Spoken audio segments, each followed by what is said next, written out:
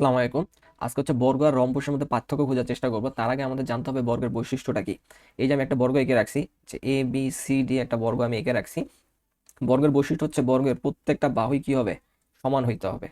বর্গের প্রত্যেকটা বাহুর দৈর্ঘ্য সমান হইতে হবে। অর্থাৎ এখান থেকে আমি লিখতে পারি A B equal BC equal CD equal DA, চারটা বাহুই সমান। এরপরে এদের যে কর্ণ আছে, কর্ণ দুটো কি হইতে হবে, সমান হইতে হবে। এই যে একটা কর্ণ, সেটা হচ্ছে বিডি, আর এই যে আরেকটা কর্ণ, সেটা হচ্ছে এসি। এই দুইটা কর্ণ কি হইতে হবে, সমান হইতে হবে, অর্থাৎ এসি ইকুয়াল বিডি।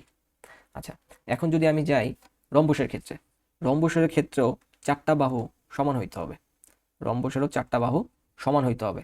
তাহলে আমি লিখতে পারি কি, P Q equal Q R equal S আর ইকুয়াল এসপি, অর্থাৎ চারটা বাহুই সমান। কিন্তু এদের যে কর্ণ আছে, কর্ণ একটা বড় হচ্ছে আর কর্ণ আরেকটা ছোট হবে। তাহলে কর্ণ দুটো কি হচ্ছে না, সমান হচ্ছে না। অর্থাৎ S Q not equal P R, not equal P R. তার মানে মেন পার্থক্যটা কি, বর্গ আর রম্বসের ভিতরে মেন পার্থক্যটা কি।